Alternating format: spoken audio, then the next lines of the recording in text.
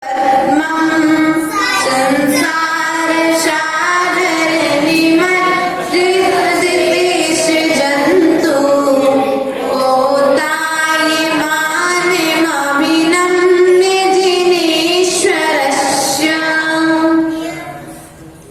Number 41 हो गया ना अपना काम। 43 पेज नंबर निकाल लें। चामर भी हो गया। 45 निकाले। सिंहासन प्रातिहार का आज वर्णन प्रारंभ होगा अपना। हाँ, श्यामं गभीर गिर समुज्ज्वल हेम रत्न सिंहासनस्थ मिह भव्य शिखण्डिनस् त्वम् आलोकयन्ती रवसेन नदन्त उच्चैः चामीकराद्रि शिर शिव नवाम्बु वाहं श्यामं गभीरे गिरिमुज्ज्वल हेमरत्न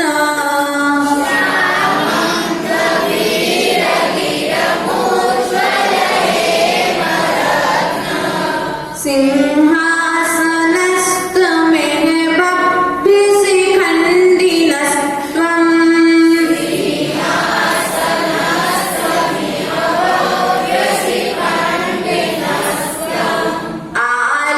आलोकयन्ति रभसेन नदन्ति मुच्चैः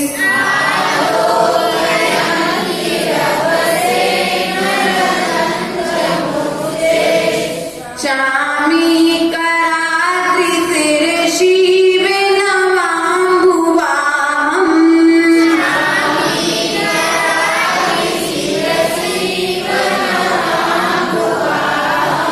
श्यामं गभीर गिरिमुज्ज्वल हेमरत्न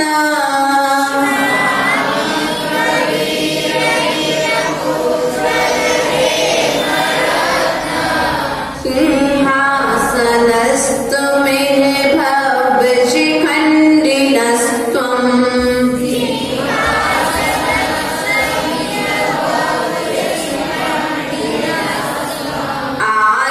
आलोकयन्ति रभसेन नदन्ति मुच्चैः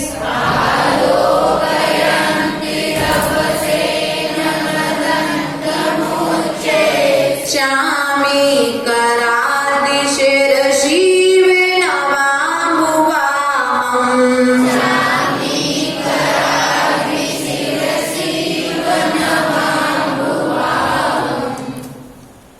अगला लगा निकालने का आपको 24 नंबर। उद्गच्छता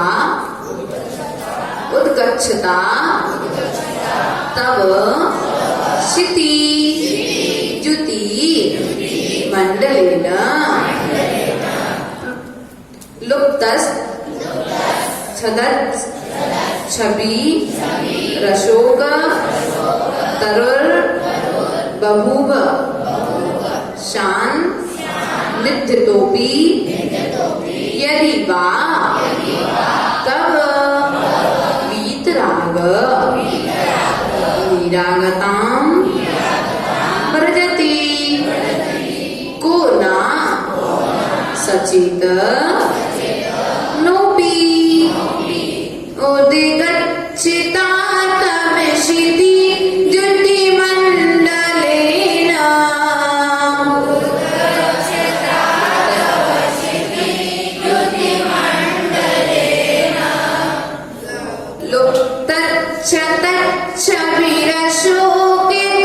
लुप्तच्छतच्छविरशोकितरुर्बभूव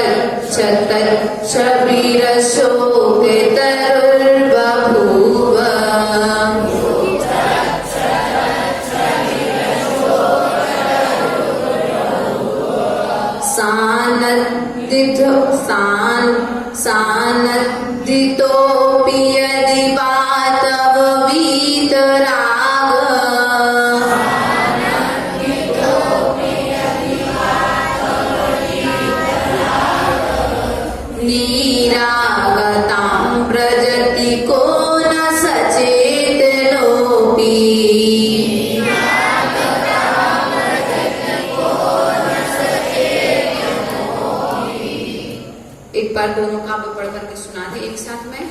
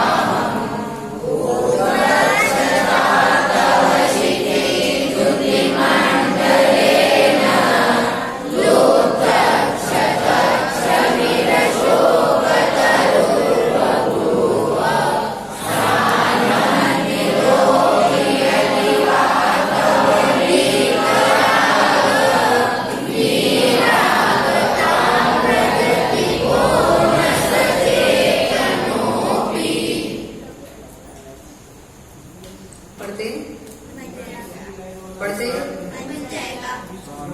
24 नंबर की देखो दो ना है यहाँ पर, तो अपन क्या करेंगे सानिध्योपी सान निध्योपी निध यतोपी निध यतोपी सानिध्य। अपन जैसे सानिध्य लिखते ना आधा ना करके बीच में लिखते, तो उस वाले सा का अपन क्या करते आगे उच्चारण करते और एक ना का ई के साथ में पीछे उच्चारण करते हैं। इसी प्रकार से यहाँ पर होगा। यहाँ पर सिंहासन प्रातिहार का वर्णन प्रारंभ हो रहा है। तो आचार्य भगवान यहाँ पर क्या कह रहे हैं, श्यामम श्याम वर्ण के कौन है, भगवान है। गंभीर गिर गंभीर दिव्य ध्वनि युक्त है। मुज्ज्वल हेम रत्न निर्मल स्वर्ण से बने हुए रत्न जड़े सिंहासन पर स्थिर है। और उसके बाद क्या कहते हैं, तुम यानी आप भव्य शिखंडी नश्य भव्य जीव रूपी मयूर क्या कह रहे हैं, आप कैसे हैं, एक तो श्याम वर्ण के हैं। कौन से रंग के हैं भगवान, श्याम वर्ण के हैं। कैसे उनकी दिव्य ध्वनि, गंभीर दिव्य ध्वनि है, गंभीर दिव्य ध्वनि युक्त है। और सिंहासन कैसा है, नील निर्मल स्वर्ण से बने हुए, कैसे शुद्ध स्वर्ण से बने हुए। और कैसा है, रत्न जड़ित सिंहासन पर आप कैसे हैं, विराजमान हैं। आपको क्या कर रहे हैं, भव्य जीव रूपी मयूर आपकी दिव्य ध्वनि को सुनकर के क्या हो रहे हैं, आलोकयंती देखते हैं। कैसे, रव शैन उत्कंठा पूर्वक। कैसे देख रहे हैं, भव्य जीव आपको, आप सिंहासन पर विराजमान हो, उत्कंठा पूर्वक किसी चीज को अपन देखने की इच्छा करते हैं ना, प्रसन्नता पूर्वक उत्साह पूर्वक। कैसे देखना, उत्सुकता पूर्वक उत्साह पूर्वक देखना, खुशी अंदर से प्रसन्नता पूर्वक। कुछ दृश्य ऐसे होते हैं जिन्हें देखने का भाव नहीं होता है, लेकिन भगवान की समुद्र में जो जीव विराजमान है वे उत्कंठा पूर्वक अर्थात उत्साह पूर्वक उमंग पूर्वक भगवान को निहार रहे हैं। अपन ने बहुत सारी जगह पर देखा होगा, कुछ साधु संत आते हैं, अपन नहीं दर्शन करने नहीं जाते, लेकिन कोई और साधु संत आए तो क्या करते, उत्कंठा पूर्वक घर के काम छोड़ करके सब कुछ करके क्या होता है, देखने के लिए दर्शन आदि के लिए जाते हैं। उसी प्रकार से समूह क्षण में जो जीव हैं वे उत्कर्ष अर्थात उत्साह पूर्वक उमंग पूर्वक भगवान के लिए देख रहे हैं। अब यहाँ पर क्या कह रहे हैं आचार्य भगवान, यहाँ पर नदंत मुच्चैस जोर से गर्जन करते हुए चामी कराद्री, यहाँ पर क्या, स्वर्णमय मेरु पर्वत के शिखर पर नवाम्बुगाहम नूतन मेघ की तरह। यहाँ पर पूरा अर्थ यहाँ पर आचार्य भगवान ऐसा कह रहे हैं कि जिस प्रकार से आप हे भगवान आप समुद्र में विराजमान हैं, आपकी जो दिव्य ध्वनि है वह गंभीर है और आप रत्न जड़ित सिंहासन पर विराजमान हैं। जो भव्य जीव हैं वे आपको उत्कंठा पूर्वक उत्साह पूर्वक उमंग पूर्वक आपको देख रहे हैं। किस प्रकार, जिस प्रकार से सुमेरु पर्वत पर बादल छाए हों, बादलों की आवाज को सुनकर के वन मयूर बादलों के बरसने का इंतजार करते हैं, उसी प्रकार से आपकी दिव्य ध्वनि को सुनने के लिए जीव उत्कंठा पूर्वक, उत्साह पूर्वक, उमंग लिए हुए आपकी ओर निहार रही है। क्लियर हो गया हर्ष भैया? कहा क्या कहा मैंने? समझ में नहीं आया? कहीं और थे क्या? ना क्लास में थे नहीं हम। सुनिए एक बार फिर से बता देते हैं। इस लोक में पारसनाथ भगवान जो है, जो भगवान है वे स्वर्ण वर्ण के हैं। कैसे हैं? पारसनाथ भगवान है जो स्वर्ण वर्ण को प्राप्त हैं, गंभीर दिव्य ध्वनि वाले हैं, श्याम वर्ण। कौन से वर्ण के हैं? श्याम वर्ण के हैं, गंभीर। कैसी है उनकी दिव्य ध्वनि? गंभीर है। रत्न जड़ित सिंहासन पर भगवान विराजमान है। अब उस सभा में जो भव्य जीव विराजमान है, अर्थात समूह में अभव्यों का प्रवेश, अभव्यों का प्रवेश। इसलिए विचार कर लेना, जिनालय आने के लिए भी पुण्य चाहिए है। जिनके जिनालय आने के भाव हो रहे हैं वो भव्य हो के अभव्य हो? भव्य हो। समूषण में अर्थात समूषण या पंचम काल में मुनियों के सभा में आने का भाव हो रहा है, तो समूषण में भी तुम्हें निश्चित, गुरुदेव ने कहा ना, धर्म सभा में आने वाले, धर्म सभा में आने वाले समूषण जाते, धर्म देशना सुनने वाले दिव्य ध्वनि पाते। गुरु मिले तो प्रभु मिलेंगे, कहती वाणी माँ, बार बार हम शीश झुकाएं। तो यहाँ पर कह रहे हैं भव्य जीव जो है वे समूषण में बैठे हैं। जिस प्रकार से सुमेरु पर्वत में बादल जब छा जाते हैं, क्या हो जाते हैं? सुमेरु पर्वत की शिखा पर जोर से जोर गर्जन कर देता, बादल कड़कते हैं ना, आवाज होती है ना बादलों की। वे बादल जब गर्जना करते हैं तो उन गर्जना को सुन करके वन मयूर बादलों की ओर निहारते हैं, उनको देखते हैं। उसी प्रकार से समूषण में जो भव्य जीव हैं, हे भगवान, वे भी आपकी दिव्य ध्वनि को सुन करके वे आपकी तरफ निहारते हैं। ठीक है ना? चलिए दूसरे काव्य की ओर चलते हैं। हिंदी पढ़ लेते हैं।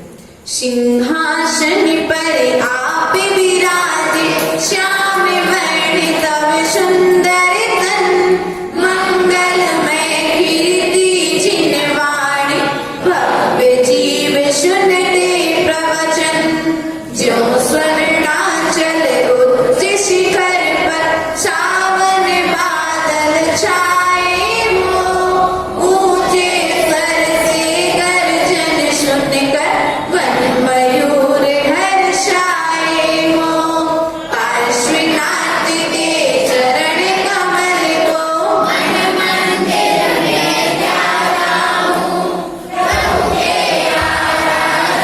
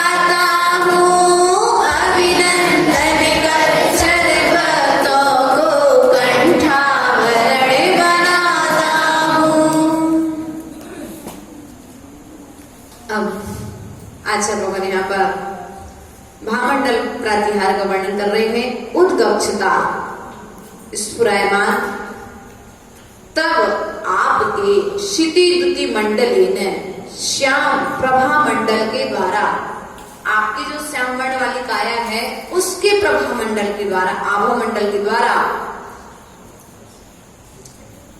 लुप्त छतज, तो यहाँ पर क्या कर कांतिहीन पत्रों वाला, कौन कांतिहीन पत्रों वाला कौन,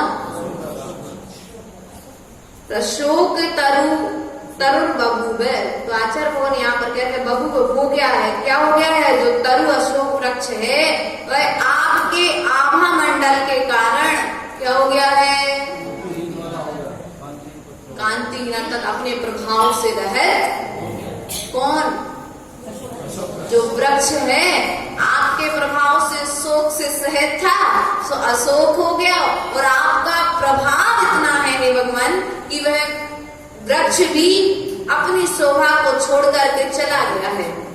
कभी कभी क्या होता है, अपने से सुंदर कोई कपड़े पहन करके आ जाए, तुम क्या कहते हैं हम भी अच्छे कपड़े पहन करके आ रहे हैं, कोई कार्यक्रम हो तुम क्या करते हैं, अरे सब लोग तो अच्छे अच्छे कपड़े पहने, हम बिल्कुल 2 मिनट में आते हैं पहन करके। उसी प्रकार से यहाँ पर क्या किया कि भगवान की आभा को देखकर के, भगवान के प्रभाव को देखकर के उनके आभा मंडल का प्रभाव इतना है कि वह अशोक वृक्ष भी उनके सामने फीका लगने लगा है। सानिध्य तोपी यदि बात वीतराग, तो आचार्य भगवान कहते हैं आपकी समीपता मात्र से क्या हो जाता है, कौन पुरुष सचेत होकर भी राग ललाई से रहित बने और अनुराग के अभाव को नहीं प्राप्त होता, अर्थात अवश्य ही होता है। वीतराग ही रागद्वेष रहित देव। यहाँ पर भगवान ऐसा कह रहे हैं कि कौन मनुष्य आपके समीप में आकर के राग से रहित नहीं होता है, अर्थात हो जाता है। आप वीतराग देव हो, आपके श्री चरणों में आकर के वीतरागता ना उत्पन्न हुई तो भगवान आपके चरणों में आने का फायदा क्या है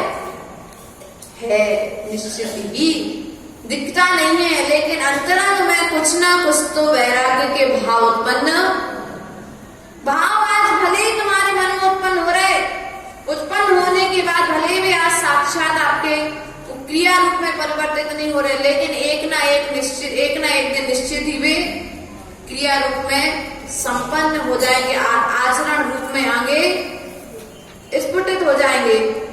दूसरी प्रकार से हे वीतराग देव, आपके श्री चरणों में आने से, हर्ष भैया, आपके श्री चरणों में आने से जिस प्रकार से आपके प्रभाव के कारण, आपके आभा मंडल के कारण, आपके भामंडल के प्रभाव के कारण वह अशोक वृक्ष भी कांति से रहित हो गया है, उसी प्रकार से आपके हे वीतराग देव, रागद्वेष रहित देव, आपके श्री चरणों में आने से भव्य जीव राग से रहित हो जाते हैं। सच है? लालिमा भी लुप्त हो जाती है। क्या हो जाती है? आभा मंडल की जो अपना प्रभाव रहता है ना,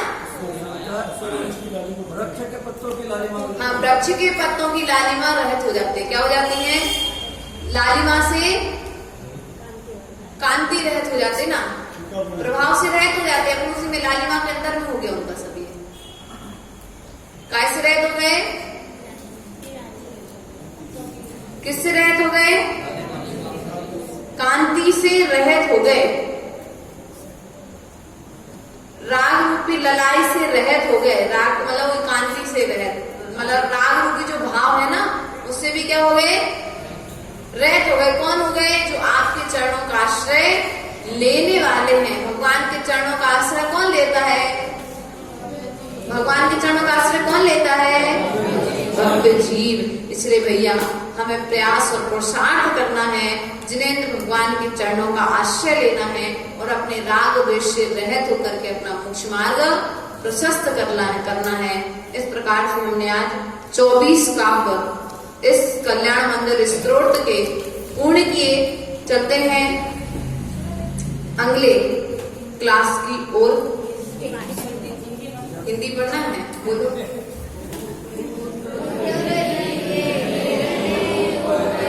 फूट रही किरणें ऊपर को नीलवर्ण भामंडल से, फीका पड़ता तरुव सुकुवर प्रभा पुंज नव मंगल से। वीतराग से चरण कमल में राग रंग क्या होता ना, अरे सचेतन कौन पुरुष वह वीतराग सा होता ना। पार्श्वनाथ के चरण कमल को मन मंदिर में ध्याता हूँ, प्रभु के आराधन वंदन में मंदिर गीता गाता हूँ। रश्मि पुंज सा चमक रहा, आभाओं से दमक रहा, कांतिमान आभा मंडल, नव दृष्टि का नव मंगल।